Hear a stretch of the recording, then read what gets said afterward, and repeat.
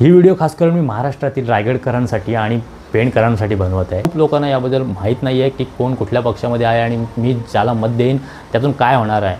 तर लक्षात घ्या, हा मंडळी कशात सगळेजण ठीकच असाल।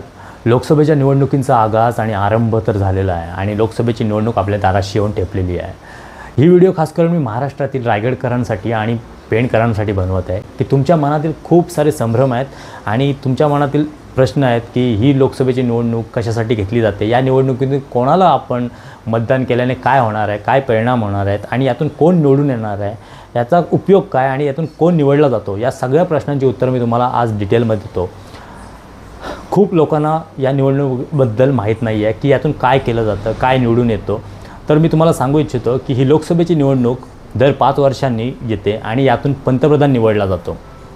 या निवडणुकीमध्ये प्रामुख्याने 2 महत्त्वाचे उमेदवार या रिंगणामध्ये आलेले आहेत निवडणुकीच्या, ते म्हणजे काँग्रेसचे राहुल गांधी आणि BJPचे नरेंद्र मोदी, भाजपाचे नरेंद्र मोदी, जे आज पंतप्रधानसुद्धा आहेत। तर आज 5 वर्षे त्यांना पूर्ण झाले। 2019ला ते निवडून आले होते आणि आज 2024ला पुन्हा निवडणूक लागलेली आहे। तर या निवडणुकीमधून पंतप्रधान निवडला जातो। तर तुम्हाला सांगू इच्छितो की ज्यांचे जास्त खासदार असतात त्यांच्या पक्षाला पंतप्रधानाची संधी मिळते आणि यासाठी ही निवडणूक आहे। आपल्या महाराष्ट्रातील 48 जागा असतात, पूर्ण भारतामधून 548 जागा असतात आणि महाराष्ट्रासाठी 48 जागा असतात। तर या जागांसाठी आज रायगडमधून कोण निवडणुकीसाठी उभं राहिलं आहे आणि काय आहे हीच तुम्हाला सगळी डिटेल मी सांगणार आहे। तर तुम्हाला सांगतो की काँग्रेसने महाविकास आघाडी तयार केलेली आहे, इंडिया आघाडी म्हणून।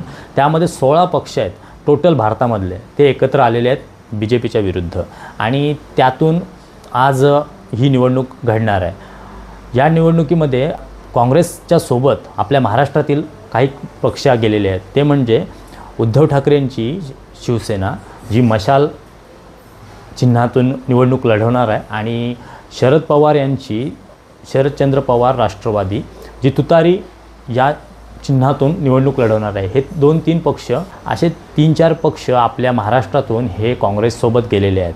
म्हणजे तुम्ही जर आज महाराष्ट्रातून तुतारी किंवा उद्धव ठाकरे यांच्या पक्षाला जेव्हा मतदान कराल तर थेट तुमचा मत हा राहुल गांधींसाठी जाणार आहे। आणि नरेंद्र मोदी यांच्या BJPतून कोणते पक्ष आहेत, तर आपल्या महाराष्ट्रातून ही BJP, मनसे, अजित पवार यांची राष्ट्रवादी आणि एकनाथ शिंदे यांची शिवसेना।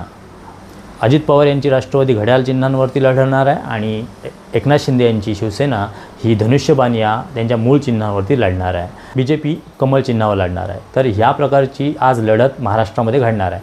तुम्ही जर यांच्यापैकी कोणाला मतदान करत असाल तर थेट तुमचा मत हा त्यांचा खासदार निवडून तो सरळ पंतप्रधान निवडीसाठी उपयोगी येणार आहे। तुम्ही जर आज उद्धव ठाकरे यांच्या शिवसेनेला, शरद पवार यांच्या राष्ट्रवादीला जर मतदान करताय तर तुमचा सरळ मत हा राहुल गांधींसाठी जाणार आहे। काँग्रेसला मतदान करताय तरी पण तुमचा मत राहुल गांधींसाठी जाणार आहे। तुम्ही जर अजित पवार यांच्या राष्ट्रवादीला मतदान करताय, तुम्ही जर मनसेला मतदान करताय, एकनाथ शिंदे यांच्या शिवसेनेला मतदान करताय, तर तुमचा मत हा नरेंद्र मोदींसाठी जाणार आहे। तुमचे प्रश्नांचे कन्फ्युजन मी दूर करतो आता। इंडिया आघाडीमध्ये 16 पक्ष आहेत बाहेरून, त्याच्यामध्ये अखिलेश यादव UPमधनं, त्याच्यामध्ये अरविंद केजरीवाल, हे सगळे त्यांचे एकत्र करून असे 16 पक्ष एकत्र आहेत आणि त्यातून इंडिया आघाडी घडत आहे। आणि नरेंद्र मोदी यांच्यासोबत काही छोटे पक्ष जे प्रत्येक राज्यामधून आहेत, असे पक्ष एकत्र आहेत। तर त्यातून नरेंद्र मोदी यांची BJPला पाठिंबा आहे।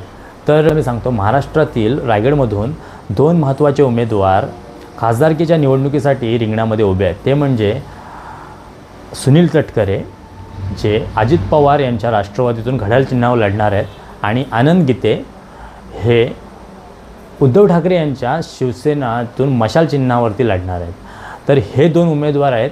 तुम्ही जर आनंद गीते यांना मतदान करत असाल तर तुमचा थेट तुमचा मत हा राहुल गांधींसाठी जाणार आहे। लक्षात घ्या विषय। तुम्ही जर आनंद गीतेंसाठी मतदान करत असाल तर तुमचा मत हा राहुल गांधींसाठी जाणार आहे, काँग्रेससाठी जाणार आहे। आणि तुम्ही जर सुनील तटकरे यांना मतदान करत असाल राष्ट्रवादीच्या, तर तुमचा मत हा नरेंद्र मोदी यांच्यासाठी जाणार आहे। तर लोकसभेसाठी पंतप्रधान निवडला जातो, खासदार जेव्हा निवडून येतात, खासदारांची ज्यांची जास्त संख्या त्यातून पंतप्रधान निवडला जातो। मागच्या वेळी 2014 साली समीकरण वेगळं होतं, यावेळी समीकरण वेगळं आहे. 2014 साली अनंत गीते यांचा थेट मत हा नरेंद्र मोदींसाठी जात होता. त्यावेळी युती शिवसेना आणि भाजपाची होती, पण यावेळी शिवसेना विरोधात आहे आणि राष्ट्रवादी सोबत आहे. त्याच्यामुळे लक्षात घ्या की जर तुम्ही अजित पवार यांच्या राष्ट्रवादीला जेव्हा मतदान कराल, सुनील तटकरे यांना मतदान कराल, तो थेट मत हा नरेंद्र मोदींसाठी उपयोगात जाणार आहे. आणि आज तुम्हाला सांगतो की ही निवडणुकीचं तुमचं एक एक मत खूप महत्त्वाचं आहे आणि प्रत्येकाने मतदान करायला जा, मतदानाचा हक्क बजावा. आणि तुम्हाला जर अजूनही काही कन्फ्युजन असेल, कोण कुठल्या युतीमध्ये आहे, तर मला नक्की कमेंट करा. मी तुम्हाला तुमचे कन्फ्युजन दूर करतो, कारण की खूप लोकांना याबद्दल माहीत नाही आहे की कोण कुठल्या पक्षामध्ये आहे आणि मी ज्याला मत देईन त्यातून काय होणार आहे. तर लक्षात घ्या, हा मतदान खासदारकीसाठी आहे, पंतप्रधान निवडीसाठी आहे. तर येणाऱ्या निवडणुकीसाठी तुम्हाला नक्कीच मतदानाचा हक्क बजावा. 4 जूनला निकाल लागणार आहे की कोण पंतप्रधान म्हणून निवडून येणार आहे, कोण खासदार म्हणून आपल्या एरियातून निवडून येणार आहे. या सगळ्या गोष्टींचा निकाल 4 जूनपर्यंत लागून जाईल. तर येणाऱ्या निवडणुकीसाठी तुम्हाला शुभेच्छा.